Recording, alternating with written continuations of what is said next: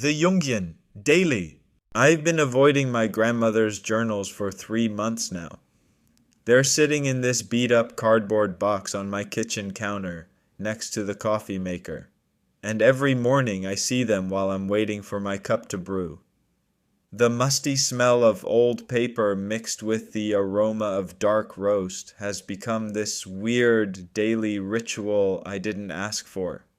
Grandma Elena died last spring, and my family appointed me the keeper of her writings because I'm the writer in the family, though freelance copywriting for dental practices hardly qualifies me as a literary executor. But there I was, inheriting decades of her thoughts, and honestly, I was terrified to crack them open. See, our family has this unspoken rule about uncomfortable truths. We smile through holiday dinners, we don't talk about Uncle Roberto's drinking, and we definitely don't acknowledge that Grandma Elena had some pretty harsh opinions about people. I remember her muttering things under her breath at family gatherings. Comments about neighbors, judgments about how people raised their kids, observations that made everyone shift uncomfortably in their chairs.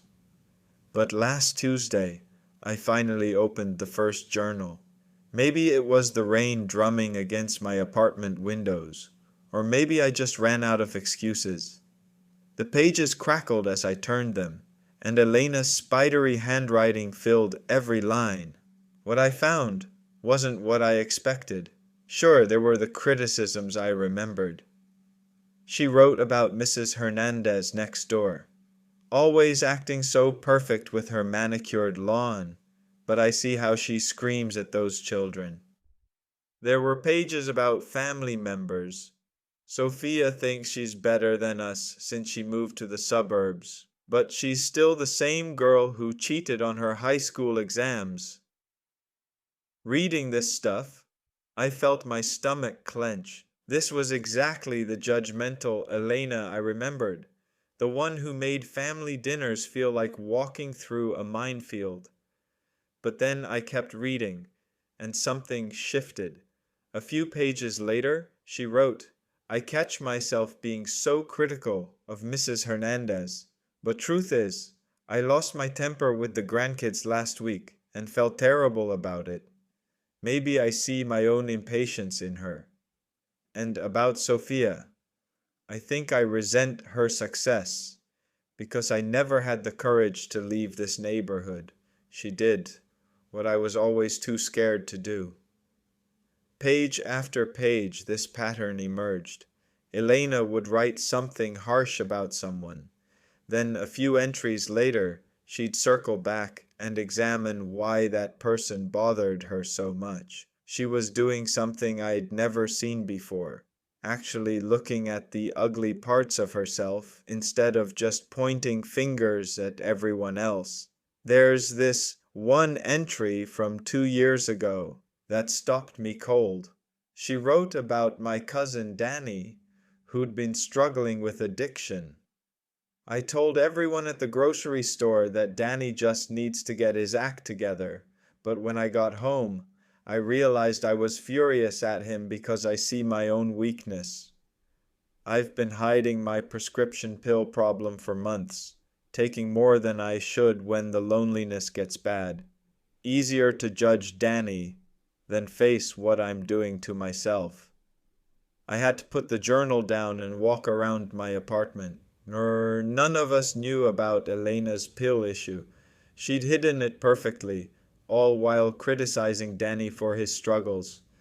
But here she was, on paper, making the connection between her judgment of him and her own secret shame.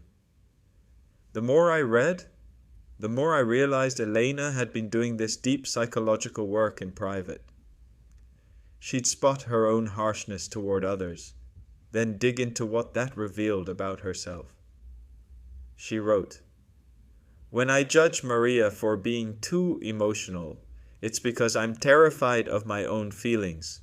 When I criticize Roberto's drinking, it's because I see how I use food the same way he uses alcohol. This wasn't the Elena I thought I knew. This was someone wrestling with the darker parts of herself, using other people as mirrors to see her own hidden struggles. She'd spent years examining why certain people triggered such strong reactions in her. And almost always, she found something uncomfortable about herself staring back. I'm still working through her journals, but they've changed how I notice my own reactions to people. When someone at the coffee shop annoys me with their loud phone conversation, I catch myself wondering what that says about me. Usually, it's something I don't want to admit.